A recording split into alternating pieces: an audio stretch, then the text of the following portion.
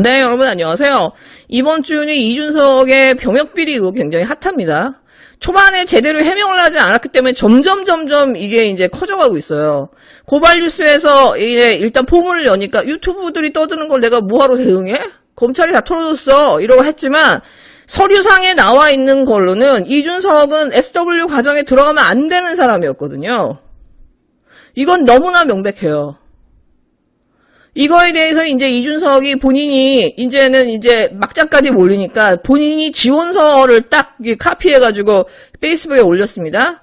거기에 자기는 9월에 복무를 완료한다라고 써있고 하버드 유니버시티 졸업했다라고 썼다. 다시 말해서 SW 마에스트로 과정이 재학생을 받지만 내가 자격이 안 됨에도 불구하고 나는 이미 내 조건을 명확하게 명시했기 때문에 난 거짓말한 게 아니다. 나를 뽑은 마에스트로 과정 그 담당자를 뭐라고 하고 병무청을 뭐라고 하고 검찰을 뭐라고 하지 나한테 뭐라고 하지 마라. 나는 사실대로 그대로 썼다.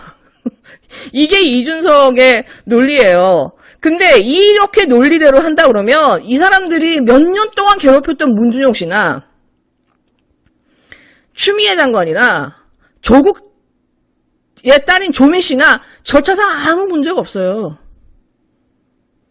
검찰이 건들고 언론이 건들고 고침당이 건들어서 멀쩡한 청춘들을 특혜에 얼룩진 사람들 실력도 없고 능력도 없는데 부모 잘 만나가지고 그렇게 특혜를 받은 인생들로 만들어갖고 낙인 찍었잖아요. 거기에 이준석은 앞장섰잖아요.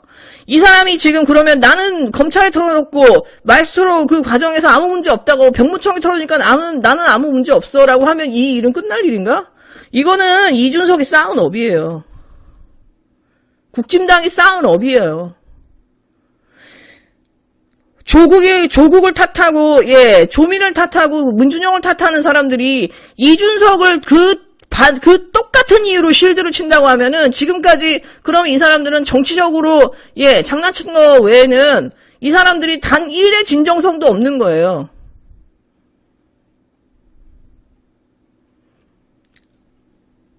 도대체 이준석이란 청춘이 뭐길래 병무청도 털어줘, 검찰도 털어줘, 마에스트로 과정에서도 조건이 안 되는 학생을 받아가지고, 사람을 받아가지고, 국가 지원까지 다 해줘요.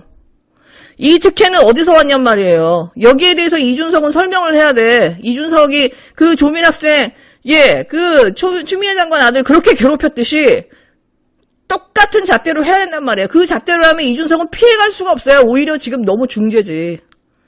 자기 꾀에 자기가 빠진 거지. 제가 볼 때 이 병역특혜 의혹은요. 해결될 수가 없는 거예요. 왜? 본인들도 이 다른 자기들의 정적의 자식들에게 똑같은 잣대를 해서 해결될 수 없게끔 끊임없이 의혹을 생산했기 때문에 이준석도 똑같은 의혹에 빠질 수밖에 없는 거예요. 도대체 이준석이 뭐길래 이렇게까지 특혜를 받았는가. 이준석은 명확하게 해명해야 됩니다. 아니면 이준석의 부모가 명확하게 해명을 하든가. 명확하게, 그 지원서를 보시면 그 사진을 보세요. 급조한 거예요, 급조한 거. 지원서를 보세요, 허접해요.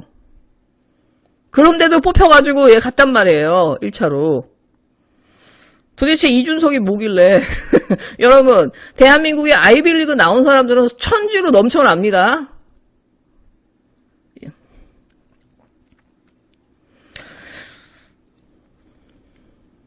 네.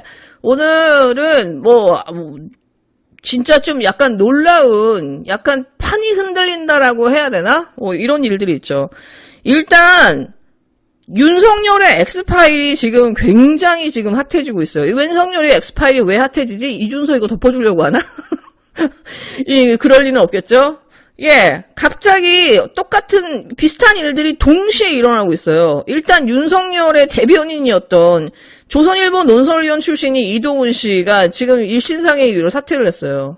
근데 기자들이 그러면은 어떤 갈등이 있어서 나가는 거냐 했더니 그거는 해서부에 맡기겠다고 했어요. 부인하지 않았어요. 그리고 중요한 게 뭐냐, 우연찮게도 이 장성철이라고 하는 이 정치평론가, 김무성의 보좌관 출신의 이 정치평론가가 장문의 페이스북을 올렸어요. 윤석열 파일을 내가 입수했다. 이 파일을 내가 봤는데 국민 선택 받기가 힘들 것 같다. 이 정도 의혹은 방어가 안 된다. 너무나 좋은 네거티브감이다. 윤 총장한테 많은 기대를 걸었지만 이런 의혹을 받는 분이 국민의 선택을 받는 일은 너무 힘들겠다. 내가 고심 끝에 내린 결론인데 윤석열은 안 된다. 예, 이 사람이 딱히 뭐 네임밸류가 있는 사람도 아닌데 이 사람이 페이스북을 올렸는데 온 포탈이 난리가 나서 지금 싫고 있어요. 제가 며칠 전에 그 네이버 얘기했었죠.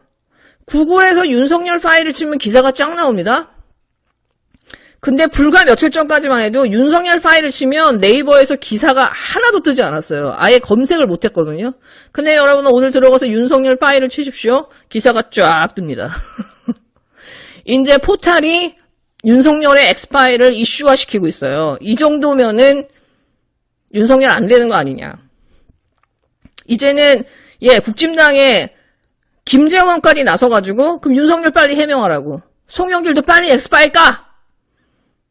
송영길을 집어넣었지만 윤석열의 X파일은 분명하게 존재하고 그 내용이 매우 폭발력이 있다라고 하는 것들을 미리 얘네들이 이제 까고 있는 거죠. 제가 이렇게 지금 봤을 때는 이 이동훈의 사태와 이 장성철의 이 X파일 이거는 같은 날 이루어졌어요. 그리고 일부 언론을 보면 이동훈 이 대변인의 사태는 X파일과 관련이 있을 수 있다라고 하는 그 기사들이 몇 개가 있습니다, 여러분. 그리고 동시에 포탈이 이걸 띄우고 있어요. 그러니까 윤석열의 X파일을 가지고 윤석열을 어떻게 해서든지 원오브댐이나 윤석열을 밀어내거나 아니면 윤석열을 빨리 정치에 들어오게 하는 어떤 결단을 하고자 하는 저 내부의 지각 변동이 지금 일어나고 있다. 근데 저는 문득 이런 생각을 해요. 일단은 이동훈이라고 하는 사람은 조선일보 논설위원 출신이에요. 조선일보의 입이라도 과언이 아닌 사람이거든요. 근데 이 사람이 열흘 만에 나갔단 말이에요. 이 사람이 자기 스스로 혼자의 힘으로 나갔을까? 그러면 윤석열과의 개인적 갈등이겠죠. 근데 만약에 조선일보나 이쪽에서 야 빨리 빠져. 안 될 것 같아. 지금 엑스파일 이거 장난 아니야. 빨리 나와. 지금 윤석열 갖고는 안 돼. 빨리 지금 쳐내야 돼. 이렇게 해서 이제 윤석열을 지금 손절하는 각이라면 윤석열이 이제 날개를 접어야 되는 상황이라고 한다면은 펼치기도 전에 날개를 접어야 되는 상황이다. 좌판을 깔기도 전에 이제 판을 접어야 되는 이런 상황이라고 한다면 이 X파일 그 이상의 그 어떤 내용이 있는 거예요. 그러니까 제가 볼 때는 이유를 X파일로 들었었는데 사실은 이 조선일보나 얘네들은 윤석열의 그 핵심적인 어떤 윤석열이 절대 세상에 알려져서는 안 되는 그 어떤 비밀을 제가 볼 때 누군가는 캐치했다. 이게 이슈가 될 수 있다라고 이게 공개될 수도 있고 이슈가 될 수 있다라고 봤기 때문에 이거가 나오면 윤석열을 밀었다가 이제 국힘당은 이제 폭망하다. 이게 너무나 명확하기 때문에 제가 볼 땐 이거를 일제히 지금 깠다라고 봐요. 윤석열의 개인적인 비리나 상간에 알려졌던 윤석열 와이프나 윤석열 장모의 비리들이 계속해서 언론에 났을 때 조중동이 눈 하나 깜짝 안 했어요.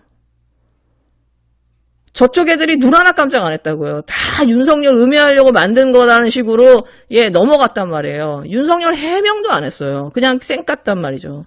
근데 지금 저쪽에서 이제 윤석열 흔들기를 하고 있거든요.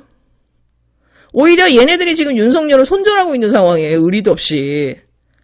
제가 볼 때는 그런 건 수준이라고 한다면 조선일보가 이명박도 대통령 만들고 박근혜도 대통령 만드는 사람들이에요.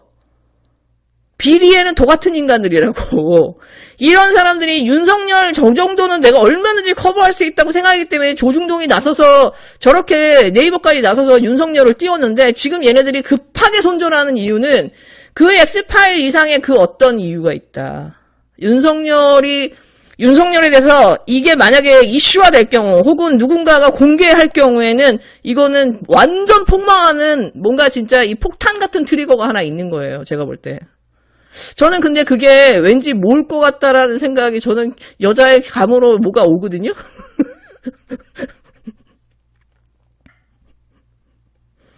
네. 만약에 제 직감이 맞다고 하면은, 예, 윤석열은 이제 날개를 접는 상황이네요. 민주당에서 어제 부동산 특위안에 대한 입장 정리가 발표가 됐습니다. 송영길 당대표가 공언한 대로 1주택자에 대해서 종부세하고 양도세의 이제 상향안이 이제 당론으로 채택이 됐어요. 이제는 공시지가 상위 2%, 3.7%였는데 2%만 이제 종부세를 내고 1주택자 중에서 양도세의 그 비과세 기준이 9억에서 12억 원으로 이제 상향이 됐습니다. 한마디로 이제 부자 감세인 거죠. 세금으로 때려잡아도 집값은 잡히지 않으니까 어차피 세금을 올려서 화나게 하지 말겠다. 화나지 않게 않겠다. 내년 대선이 50만 표 내외로 승부가 얻는데 그 50만 명 화나게 하면 안 된다. 그리고 이 50만 명을 화나게 함으로써 이 100만 표의 표가 날아갈 수 있다. 그렇기 때문에 부자 감세해야 된다. 이게 이제 송영길이나 김진표의 생각이죠. 근데 여러분, 송영길이나 김진표는 지금까지 부동산에서 얘기한 거는 한결같아요, 이 사람들은. 부동산에 있어서만큼 국진당이랑 1대 차이도 없어요. 오히려 더하면 더 이제 덜하지 않아요. 특히 송영길은. 심지어 온 청년들이 집을 다 가져야 되니까 90%까지 대출받아야 된다고 하잖아요. 근데 여러분, 이거는 최경환의 초이노맥스하고도 되게 비슷하죠. 빚내서 집 사. 근데 모든 사람이 집을 하나 가져야 된다. 청년들이 집을 하나 가져야 청년들이 집이 왜 필요합니까? 집을 가지는 순간부터 보수화되는데. 미국인이라면 집 한 채는 하나씩 있어야 되는 거 아니냐라고 말했던 사람이 있죠. 조지 부시 대통령입니다. 그러고 나서 미친 듯이 개발을 합니다. 그러고 나서 90%까지 대출을 땡길 수 있게끔 해서 부동산으로 경기부양을 하죠. 전쟁 때문에 계속 경기가 하향하니까 부동산으로 경기부양을 합니다. 그러고 나서 미국 어떻게 됐습니까? 금융위기 나고 좋은 기업들 다 무너지고 그 금융위기의 늪에서 지금 10몇 년째 헤매고 있는 상황이에요. 달러를 풀지 않으면 나라가 돌아갈 수 없는 빈부의 격차는 극단적으로 세졌고 그리고 그 똑같은 일은 일본에서도 일어났던 일들입니다. 이걸 송영길이 똑같이 하고 있거든요. 부동산이 오르기만 합니까? 네, 그렇게 해서 이 사람이 하는 거는 부동산 가격은 계속 올라야 되고 그 부동산에 대한 불로소득은 어차피 자기들이니까 얻어야 되는 거고 젊은 사람들은 대출 땡겨 줄 테니까 얼마든지 부동산 투기하고 이게 이 사람의 논리란 말이에요. 이런 개 같은 논리를 아직까지 쓰고 있단 말이에요. 일본이 망하고 미국이 망하는 걸 그 똑같은 논리를 가지고. 그러니까 제가 진짜 이런 사람이 당대표가 된 거에 대해서 진짜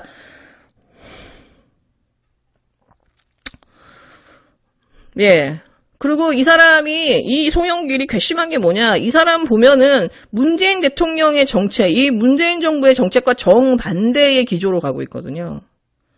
민주당을 보시면요. 지금 한미 정상회담도 그렇고 G7도 그렇고 민주당이 개무시를 하고 있어요. 문재인 대통령을. 언론이 개무시를 하는데 민주당이 끽소리도 안 합니다.